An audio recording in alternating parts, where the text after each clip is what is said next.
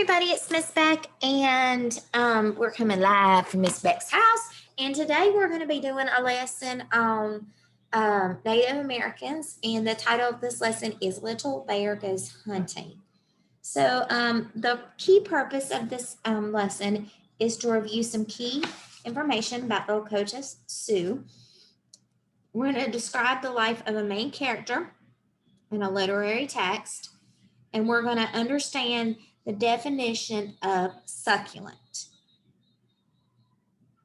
Sorry, just one second. My fault.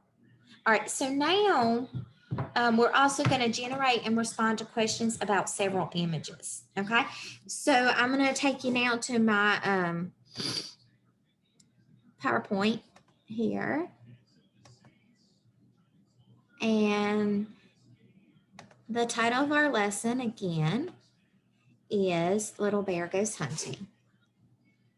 So we're going to start with some vocabulary words. The first vocabulary word you may be a little bit familiar with, because when we were talking about horizontal lines, something we mentioned was the horizon. So the horizon is the place right here where the land and the sky meet. And actually this is water. So that's pretty cool. It's the place off in the distance where the land appears to meet the sky. For an example, the captain looked at the horizon. He saw the sails of a tall ship appear. The next word right over here on the left is finally. Finally means at the end. So in this picture, the woman finally won the race. We have on the left-hand side a hunting party. A hunting party is a group of people who hunt together. And let's see, the hunting party set off in the early morning hours to find a herd of buffalo. Remember, they were often hunting for buffalo. That was their main source of food, and just other different things they could make all from the buffalo. The next word is succulent. Succulent. Can you say it with me? Succulent. Succulent means juicy and tasty. The tomatoes we picked off the vine in August were succulent and delicious. So succulent's a good thing, right? Because here's this little girl and she's eating some succulent oranges. Many things can be succulent or delicious. All right, so I'm going to move myself here. Here's a little background information about our story today. And we see in the picture what type of animal. That's right, it's a buffalo. Buffaloes traveled across the Great Plains. Remember, that's where our Lakota Sioux lived, in herds or groups. What is the herd of buffalo doing in this image? So look at them. What are they doing? They're moving. They're traveling. So the buffalo had to move across the plains in order to search for their supply of food, which was grass. The buffalo traveled to find their food supply. The Native American tribes who hunted them followed them. So the buffalo were off looking for their food, and the hunting tribes were looking for the buffalo. So we've learned some information about the Lakota Sioux. We learned about their environment, their clothing, and their shelter.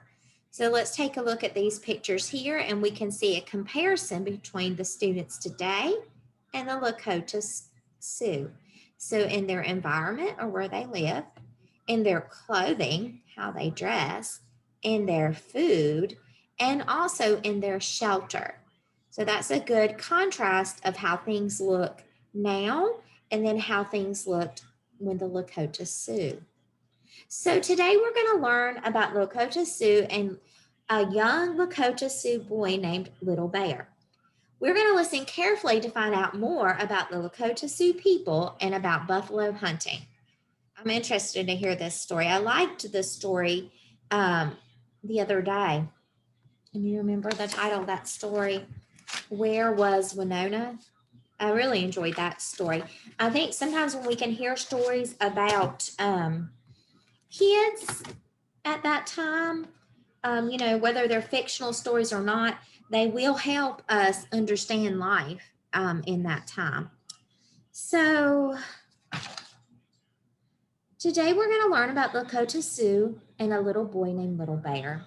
Okay, and we're going to listen carefully to find out more about the Lakota Sioux and the buffalo hunting. So let's look at image 4A1, and we see this is what type of shelter? Do you remember? It's a teepee. So who remembers what the Lakota Sioux's home is called? We just said it. It's a teepee. You got it. Little Bear woke up before the sun did. Today was a very important day. Now that Little Bear was 10 years old, he would be allowed to hunt the buffalo. Wow, he wasn't very old and he was able to do that. That's pretty impressive. Little Bear was not frightened. He was excited, even though a buffalo can weigh as much as 10 grown men. So that buffalo really, really big, but it didn't scare him. So we would consider him brave, right? Brave. Little Bear was a Lakota Sioux Indian. He lived on the Great Plains with his family. This area, called a plain, was a fairly flat and filled with grass and buffalo.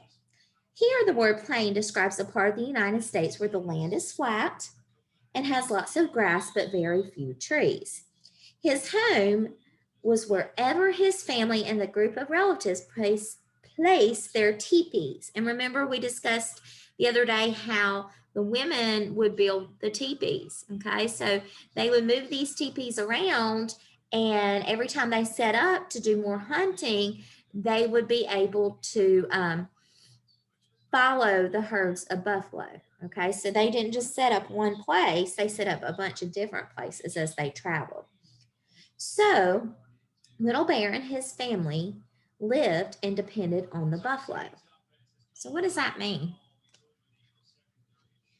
Well, I think it might mean that, if not for the buffalo, they wouldn't have their livelihood, right? They wouldn't have their food and the things they needed, and they followed the buffalo as their food source.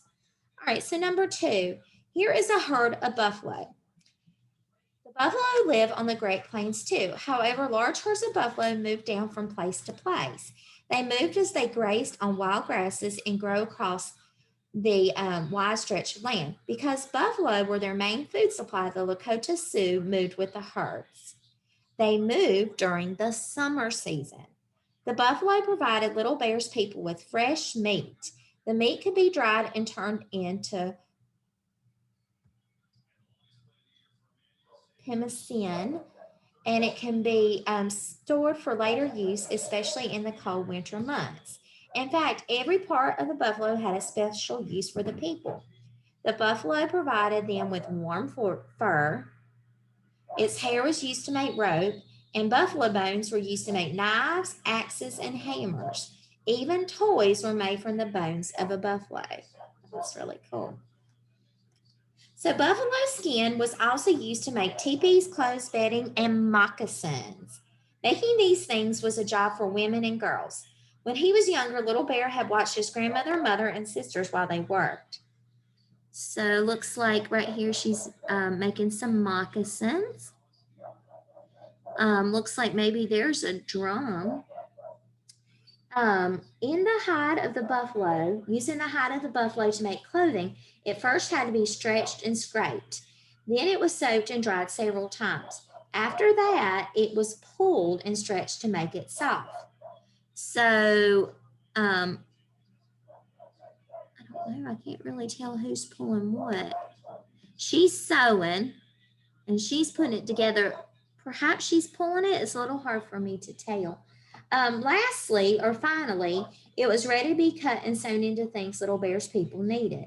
Little Bear's sister had made him his first pair of moccasins, which were more beautiful with the attractive beading art. So they put beading on there. That's cool. All right, so here's a picture of Little Bear and his brother's horse. Little Bear dressed quickly and stepped outside the family teepee. The rising sun was just a faint glimmer on the horizon. The horizon is the place in the distance where the land meets the sky. Even without the sun, it was already warm. Waking up in the summer, right? Little Bear looked around. No one else had woke up yet. He was the only one, and this made the day seem even more important. So we can think that Little Bear was up pretty early, right? If no one else was up yet. Little Bear sniffed the air the way his grandfather did. He could not smell rain. And you can kind of smell it when rain's coming, right? Buffalo meat had been cooked the night before. Little Bear could taste the succulent meat. Succulent means very juicy and tasty. Little Bear made his way to where the horses that chased the buffalo grazed. Today he would ride his brother's horse when he went hunting. He would also carry a bow and arrow. His father had crafted his bow and arrow for him, though Little Bear had helped him to shape the arrow tip. Hunting the buffalo was not easy. These animals could run like the wind. It often took several men to take down one buffalo. So several means two or three, right? Could be even more. Little Bear hoped that he would be brave. He wanted his father to be proud of him the way um, he was proud of Little Bear's older brother. Little Bear stroked his brother's horse and whispered to him. He asked the horse to help him catch a buffalo. The horse nuzzled Little Bear as he spoke to him. Oh, they have a really good relationship, right? Little Bear laughed as the horse's mane tickled his nose. Tickled him. So, Little Bear and his mother. Before long, the sun began to rise. Little Bear noticed that the other people had woken up and were emerging from their teepees. Emerging means coming out. He saw his mother begin to breathe life back into the fire. She, along with his sisters, would prepare the food for the hunting party. Remember, a hunting party is a group of people who go together to hunt. Then it would be time to go. Little Bear made his way back to his teepee. He sat on the ground beside his mother. His mother smiled at him and tousled his hair. Does your mom ever tousle your hair? Kind of rubs your hair. My mom used to tousle my hair. Let me go back. You will be a brave buffalo hunter, just like your brother, Little Bear's mother said to him. Little Bear smiled at his mother.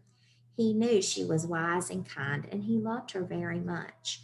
Before long, Little Bear was joined by his grandfather, father, and brother. When all the men gathered around the fire, Little Bear's mother and sisters served them buffalo stew. Stew is like a thick soup. It tasted so good. Now, Little Bear setting off with the hunting party. Then it was time to go. The men and boys, including Little Bear, mounted their horses. As they rode out of the village, Little Bear looked back at his mother. She was still standing by the fire. She smiled at him and then put her hand on her heart. She is telling me I will be a brave hunter, Little Bear said to himself. And with that thought in mind, Little Bear smiled at his mother, then galloped off to hunt the buffalo for the very first time. So let's see if you guys can remember a few questions. What is the name of the main character in this story? So who was this story mostly about? Little Bear, right? And what was the name of the Native American tribe that Little Bear belongs to? We said it several different times. The Lakota Sioux. And what does the land or describe the land where Little Bear and his family live?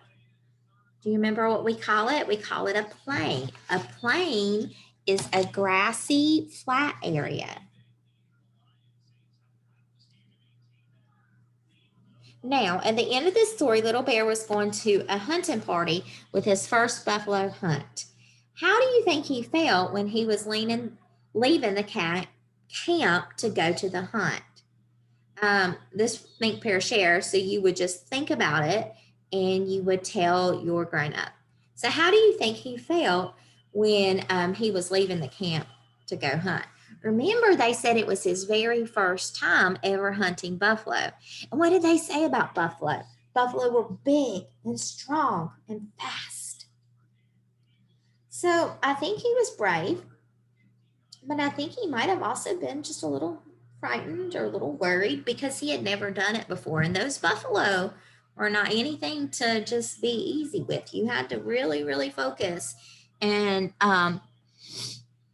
do your best. I mean, you couldn't just be going slow or not trying your hardest. You had to run to the finish to get those buffalo. So in the read aloud, Miss Beck's head, we heard that Little Bear could taste the succulent buffalo meat. Can you say the word succulent with me? And earlier when I said it, I clapped 3 times. Succulent. The reason I did is because succulent has 3 syllables. Can you clap it? Succulent. If something is succulent, it is juicy. And if it is food, it usually tastes very good. I love to eat the grapes right off the vine because they are so succulent. Have you ever tasted something that was succulent? What was it? Try to use the word succulent when you describe what you ate, what you have ate before. Now, I have ate some succulent steak before. It was so juicy and tender, and I put a little steak sauce on it. Then I had me a nice baked potato. Oh, that was a succulent meal. What was the word we've been talking about? Succulent.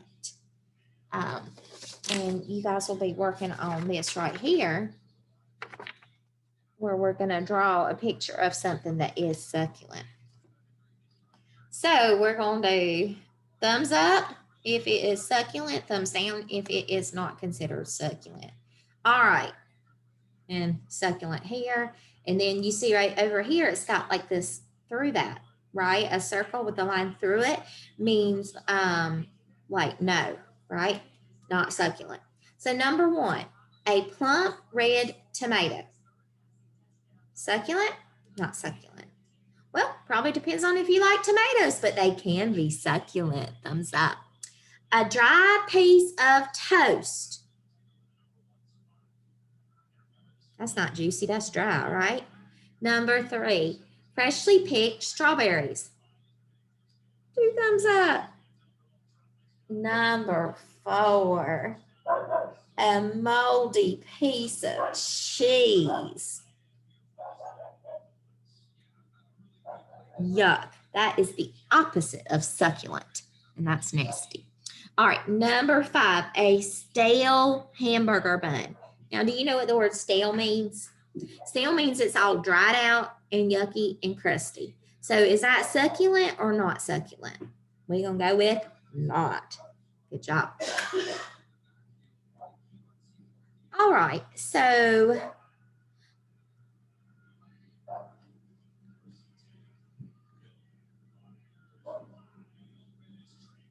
let's go back 1. And we'll do one more word work as we go, okay? So the next one is finally. We clap succulent, so we'll clap finally. Finally. How many syllables? 3. Finally. In the read aloud you heard, in using the hide of the buffalo to make clothing, it first had to be stretched and scraped. After that, it was pulled and stretched to make it soft. Finally, it was ready to be cut and sewn into things that the people needed. Say the word finally with me. Finally. Finally is the word you use to mean at last or at the end. After baking the cupcakes for 25 minutes, Aunt Rose finally pulled them out of the oven. Have you ever heard someone tell you to do something? People often use the word finally to describe the last step. Tell your neighbor how to do something and use the word finally to describe the last step. Tell your grown-up. And so what's the word we've been talking about? Finally.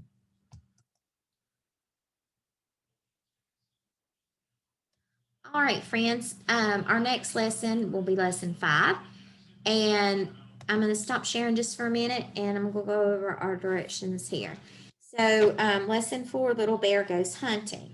So I'm going to read to you what it says on the sheet, and I want you guys to read along with your grown-up, and then your guys are going to get to trace the words that are the dotted words, okay?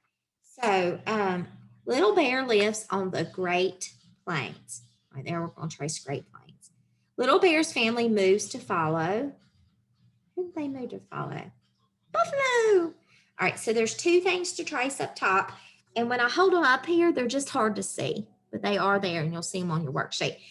Then down below is our word, another one that's hard to see just when we're on the camera, succulent. So we're going to trace also the word succulent. And remember, succulent means to be juicy and tasty if it is food. Draw a picture of something else that is succulent. Now, as a bonus, if you were listening to my Santa Claus video, I requested a succulent from Santa Claus, but I did not request something that was juicy. So this is a word with multiple meanings, okay? So bonus, tell your grown-up, or even, just have your grown-up send me a message and tell me how the word succulent is used differently in both of those sentences. So for example, Miss Beck said she wanted for Christmas from Santa Claus, I wanted I've got this right here. I wanted a succulent, right? And then the word we were talking about today was also succulent. So see if you can describe how those words are the same or different. Thank you for stopping in, and I will see you later. Bye-bye.